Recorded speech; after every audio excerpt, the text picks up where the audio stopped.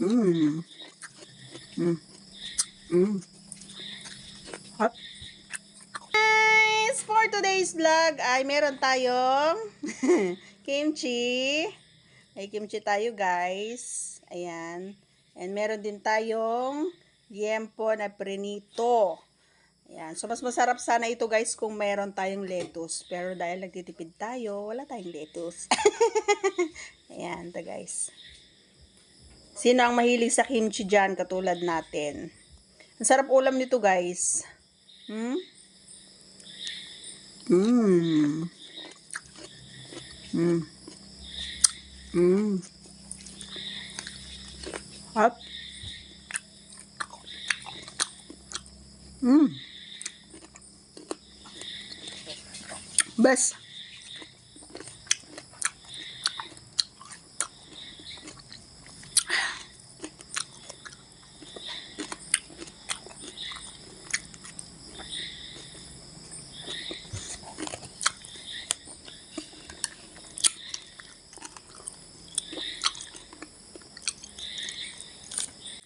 At dahil nga weekends nga ngayon, ay naisipan kong bumili nga ng kimchi. At ngayon nga ay katatapos lang din nating mag-jam.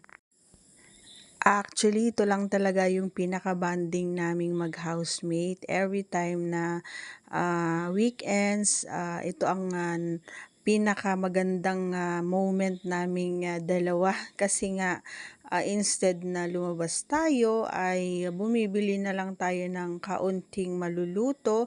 At kung ano yung kaya ng budget natin, ay yun lang syempre yung ating ihahain. Mahirap naman kapag pipilitin natin, 'di ba? Kung hindi kaya ng budget, tapos bukas wala na tayong makain.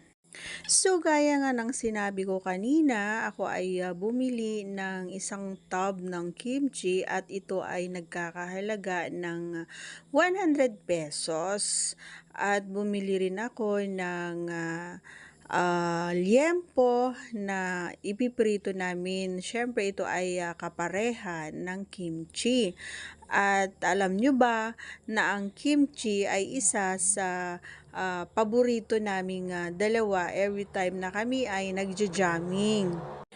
Actually, dati hindi rin niya nagustuhan ang lasa ng kimchi pero nung sinabi ko na masarap din itong ulamin at sinubukan nga niya ay syempre nagustuhan nga niya at until now ay gustong gusto niya. So every time na siya ay nagkakaroon ng konting biyaya ay dali-dali nga siyang dumadaan kung saan kami ay bumibili ng kimchi.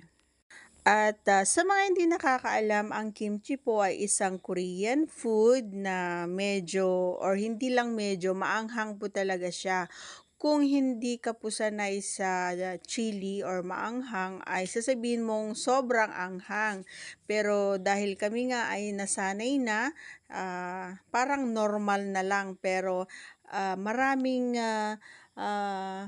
paraan para magamit itong kimchi every time na bumibili kami nito nilalagay namin sa noodles ganyan or sa kanin or sa ganito yung mga inihaw ayan or sa mga salad pwedeng-pwede rin po ayan.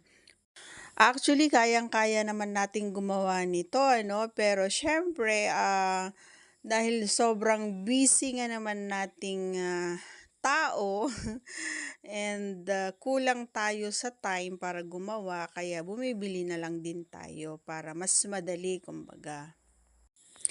At kung nanonood ka pa rin hanggang ngayon, ayan dito sa ating video, maaari na lamang po na ako ay manghingi ng pabor na paki-follow, like, and share. Siyempre mag-comment na po kayo para at sabihin niyo po kung saan po narating ang ating video para sa ating susunod na video ay mai-shoutout ko po kayo.